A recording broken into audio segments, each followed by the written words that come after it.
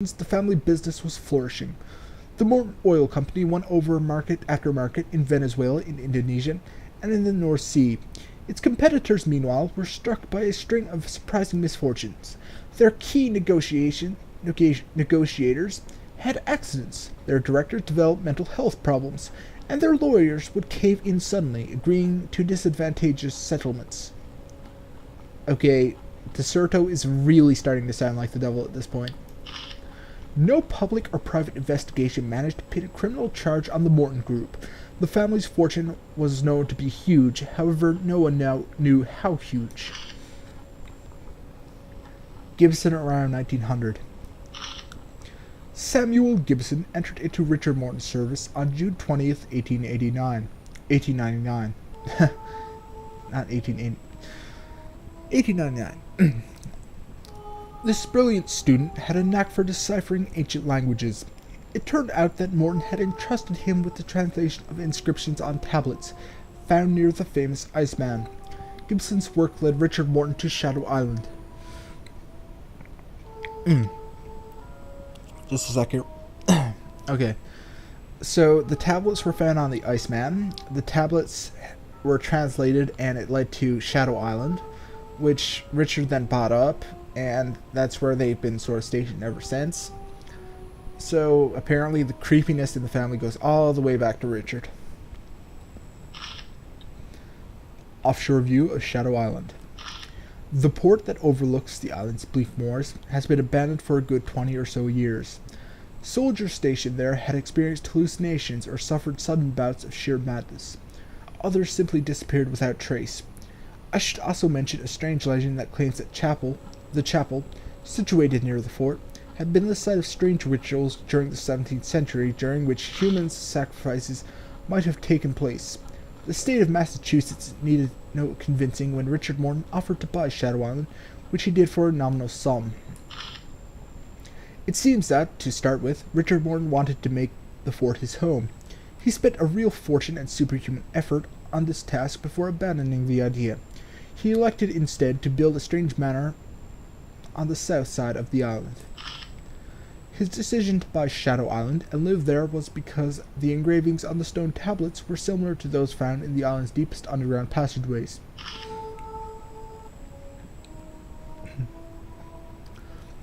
Letter from Gibson to his fiancée, dated October 14, 1902. As work on the translation of the engravings advanced, relations between Morton and Gibson deteriorated. The student relished the romanticism of his work, whereas Morton seemed devoured by destructive passion. What's more, Gibson's discoveries seemed to terrify him. He confided his worries and fears in a long letter addressed to his young fiancée, who had stayed on the mainland. This was the last that was heard of him. Gibson's mother later received the terse message, "Your son has disappeared. His body has not been found. My condolences." Signed, Richard Morton. Richard Morton's a murdering motherfucker. And there's the fort, which was really creepy. Soldiers were apparently having hallucinations. A lot of weird shit in this island's history. And there's a missing girl, or unknown girl. Yeah. And a search warrant for her. The peak of Richard Morton's disturbing activity coincided with a wave of disappearances among the young girls of Boston's poorer neighborhoods. They're from Whitechapel. Okay. If they're going to pull what I think they're going to pull, that's going to be pretty cool. This is the most disturbing episode of his life.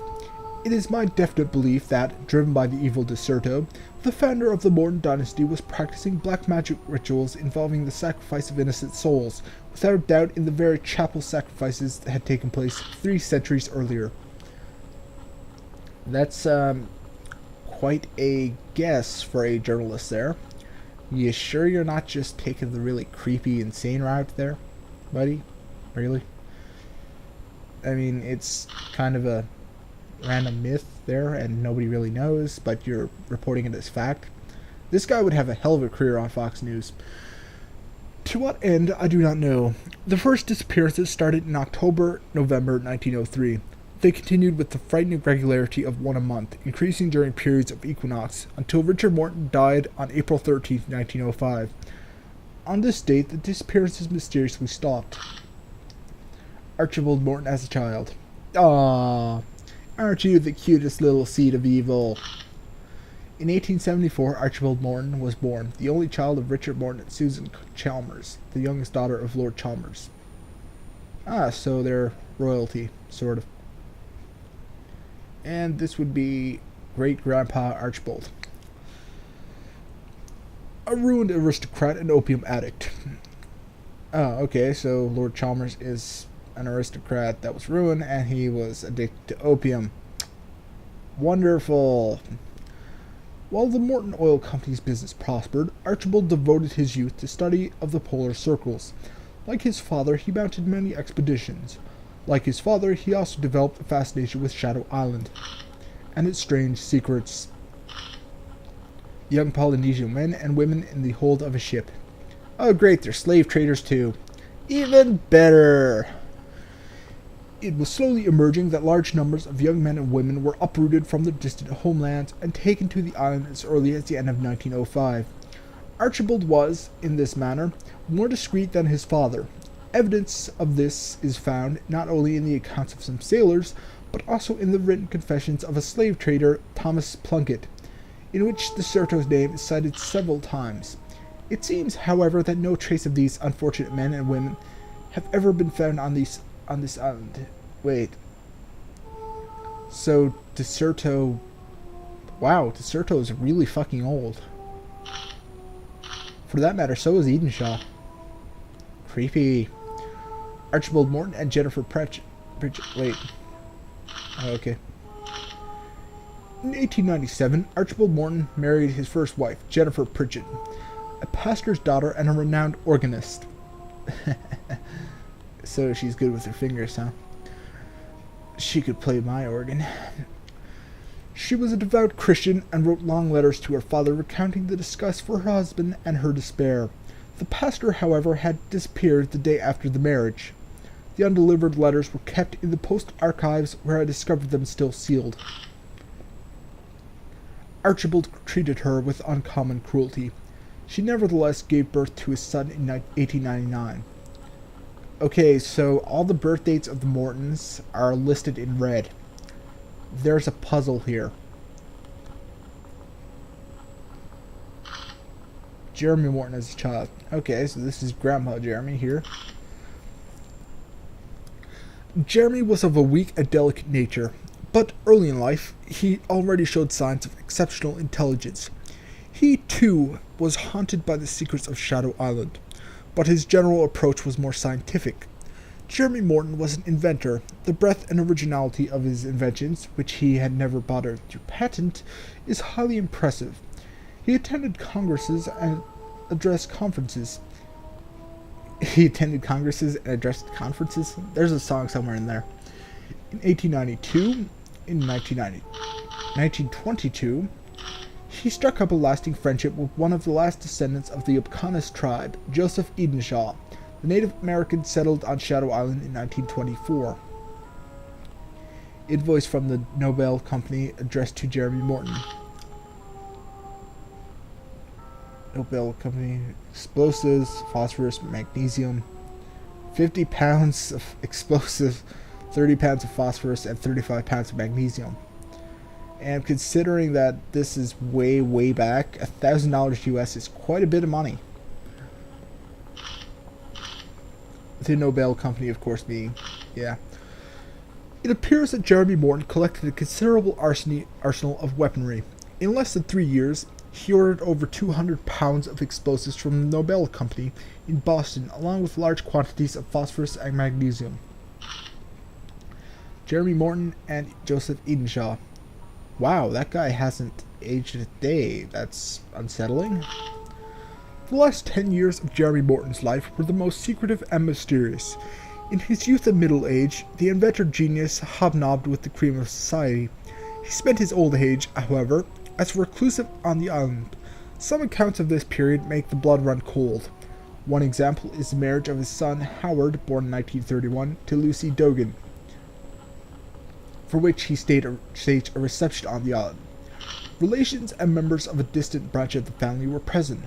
The party was disrupted by drama when the horrifically mutilated body of one of the guests was discovered in the park adjacent to the manor. Lucy's brother, Michael Dogan, claims to have seen a terrifying lizard-like creature with tentacles armed with enormous fangs. Okay. Whoa. That is some grisly-ass shit right there. Horribly mutilated body of one of the guests. There is no doubt in my mind that members of the Morton family, Jeremy being no exception, undertook dangerous and frightful experiments on the corpses discovered by Richard and his successors. Experiments that interfere with nature's own course. Resurrections from the dead, crossbreeding, genetic manipulation. And we get a nice family tree here. Howard Morton was born in 1931 and has an unknown death date. Dun dun dun. Creepy. Something weird there. Yeah. Woohoo. He married Lucy Dogan and Jeremy Morton and an unknown woman. Ooh, that's creepy, right? Yeah. And then there's Archibald and Jennifer.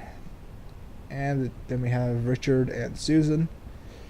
And of course below those we have the Morton twins, who are oh wait, I read this upside down. Well, whatever, you get the idea. Alright, that was one long ass book.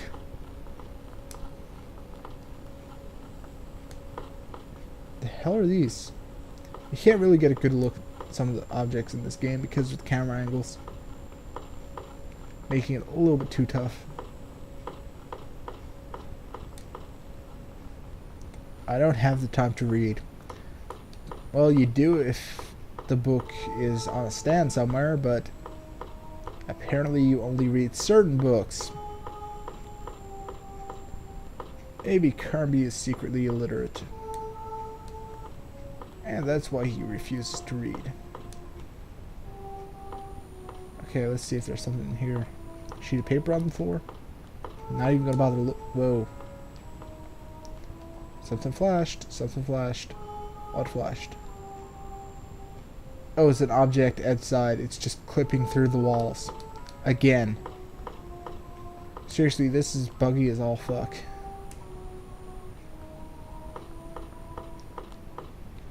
And we get a bunch of pointless areas. Okay, whatever. I'm heading upstairs. Let's see what's on the next floor. More books. More books. Everybody loves books. Books, books, books.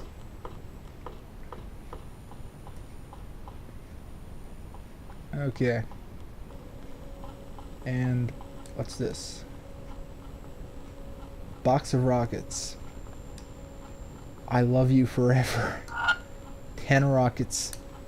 That's gonna be nice. That's for my rocket pistol, I'm guessing. I'm gonna start using those on those green motherfuckers if they show up again.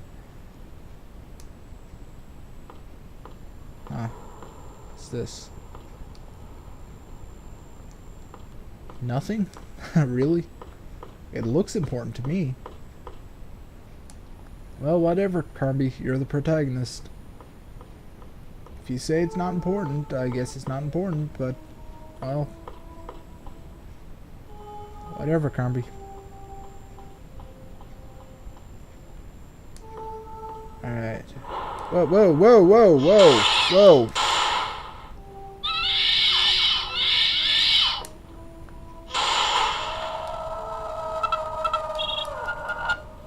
Shit!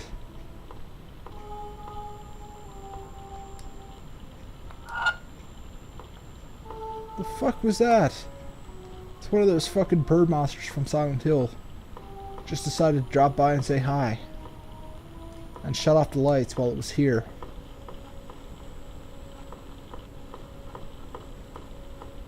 Well, there is that ladder. I'm gonna go back and check that out in a second. I just want to make sure there's nothing up here first.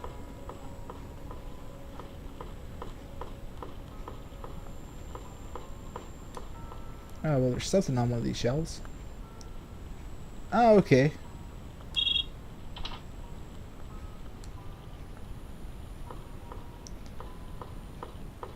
Alright, so that's one book, and let's see.